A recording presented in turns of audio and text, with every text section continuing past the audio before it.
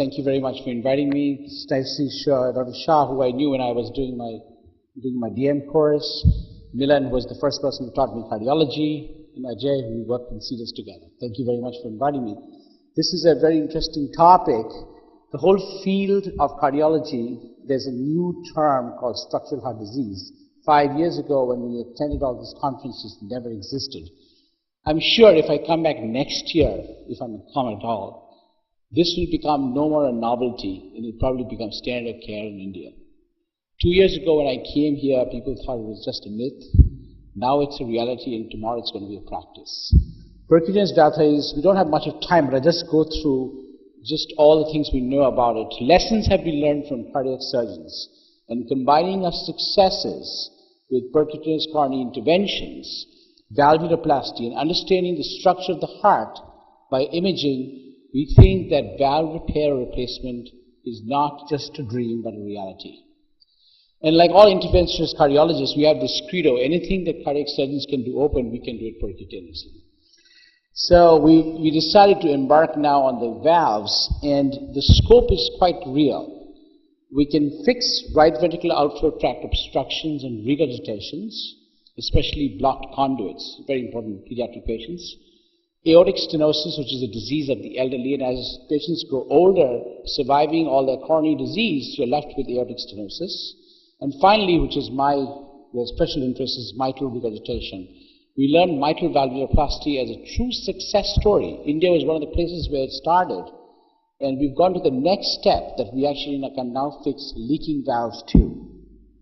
So going through, these are just the three topics that we're going to talk about: pulmonic valve replacement, aortic valve replacement, and mitral valve repair. First, the pulmonic valve, I'm saying it first because that was the first valve ever implanted in a human being. There are two such technologies available. This is the Melody valve, which is basically a jugular vein of a cow, which is mounted on a platinum stent and specially crimped onto a balloon, and sizes between 18 millimeters to 22 millimeters.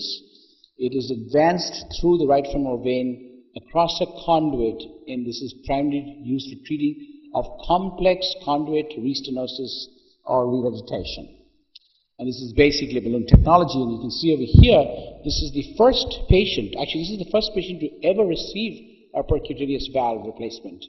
And he had 2 operations before for tetralogy fellow with a complex conduit failure, and this third procedure was an actual percutaneous valve, pulmonic valve placement with a stent. And this is Bonhoeffer, who actually did the procedure and who is the inventor of the Melody valve. And the reason for this is, if you can see over here, is to extend the lifetime of these conduits, because often these conduits restenose and they leak, so you can actually deploy a stent, relieve the obstruction, and then deploy the valve within the stent. There are over 500 patients, probably now 700 patients with this valve, over 40 implanting sites. The FDA panel approved, it just has voted for approval, but we still haven't got approval, but it has a CE mark, and it's available in Europe and Canada for use. The second valve that's being used is the Sapien transpulmonic valve. It's the Edwards valve. This valve is the same valve that is used in the aortic position, but this is being studied in the pulmonic position. So you can see over here, this is a metallic stent, and this is the bovine pericardium made into 3 leaflets, and this itself is crimped onto a specialized balloon, and then you have a special crimper, and this can be advanced into the pulmonic position. So this is called the transcatheter pulmonic valve. It's a 30-patient study. We've just started to use it. There are only 3 sites in the world: Cedars-Sinai, where I work, Rush, and Duke. And we've only done about 12 patients now with this valve, which is basically the aortic valve. This is the Edwards aortic valve being used in the pulmonic position. And the primary endpoint is to see if there's any device or procedural complications at 1 year. So I'm going to show you the example of one of the first patients in Cedars. This is a 53-year-old gentleman who had a Ross procedure. For those who don't know what a Ross procedure is basically you replace the aortic valve with the patient's pulmonic valve, and then you replace the pulmonic valve with a homograft. And so what happened is this patient developed twice restenosis of the homograft within 2 years. And you can see here, this is a severe stenosis of the homograft. So what we did is we treated this patient with a stent. We deployed a Parmaschat stent at 22 millimeter Parmaschats, deployed it, and the stenosis went away, but obviously the patient had severe pulmonary regurgitation. And see over here, this is what it looks like after the stents deployed, severe wide open PR, and then we deployed the Edwards valve over here, and you can see there's no PR now anymore. So we treated this pulmonary stenosis with a stent and then a valve within the stent. So in conclusion, we can say percutaneous transcatheter pulmonary valve is technically feasible and can be accomplished safely without excessive procedure or device-related complication. It's probably going to be effective in restoring and maintaining the pulmonary valve competence. Its relevance is very important for those who will do pediatric surgery and do very complex conduit repair in young children. It is very difficult for these children to have multiple operations. This procedure, palliative procedure, will probably reduce the number of surgeries they can have over time. The next is aortic valve replacement. And as expected, the aortic valve replacement, percutaneous aortic valve replacement, is much larger in volumes. And the reason for that, because it is the commonest valvular heart disease, especially in elderly. And as people with coronary disease grow older, this is the disease that they're left with, and when they get older and they do have coronary disease, they're often very high surgical risk patients. So probably the best alternative is a less invasive aortic valve replacement. And there's therefore a need for this procedure.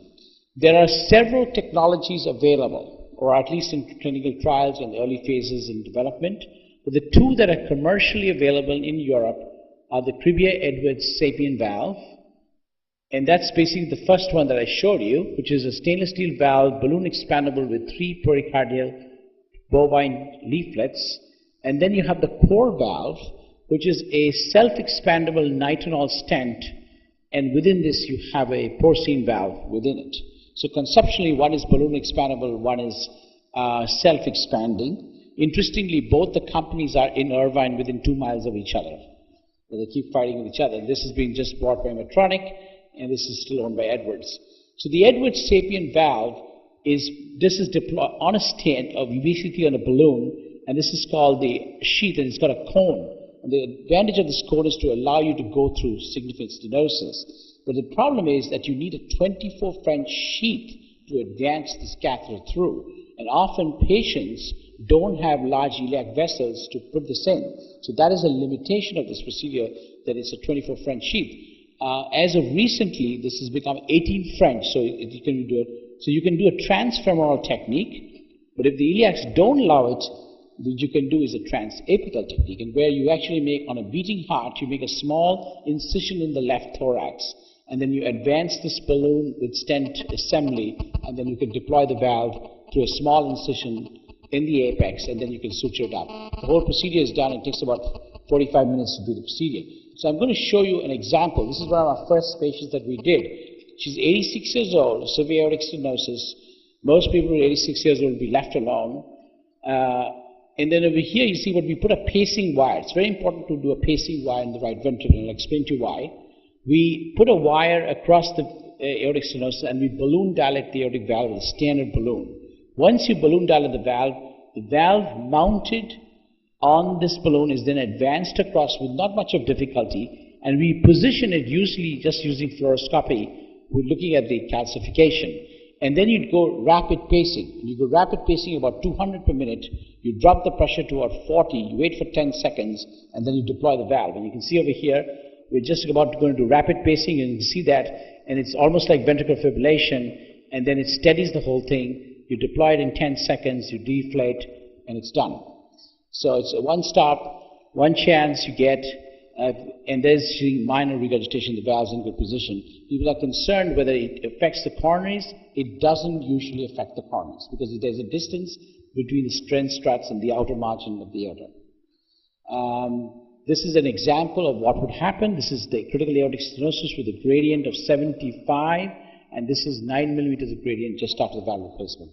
So from 0.5 it becomes 2.1 square. This is usually the characteristic that we get about 8 to 10 millimeters of mercury at the end of the procedure. So the trials that have gone on, this is no more ongoing, there are several source registers in Europe, but the one that's just completed in America is the partner trial. It's North America and Europe, which is a percutaneous valve versus conventional surgery, high risk, or medical therapy. And basically the enrollment is completed. And what it is was they took patients with severe aortic stenosis with a valve area had to be less than 0.75 square centimeters. And the STS score was very important that these had to be high-risk people.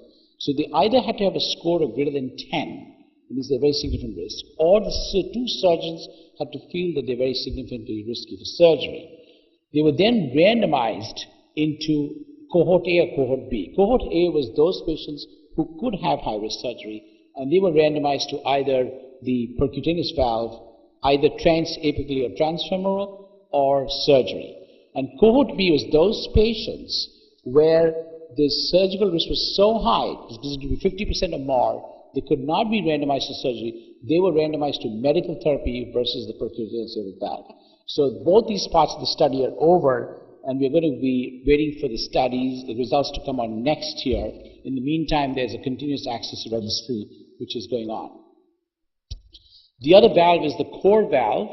That is an 18 French bioprosthetic system, and the core valve is actually similar, but one of the advantages of the system is because this is a self-expandable stent, it's within the sheath, you can partially deploy it, recapture it, and reposition it. This is one of the disadvantages of the first technology. You get just one chance. So this one is at least partially, you can recapture it and reposition. And also, the size of the sheath has gone down to 16 French.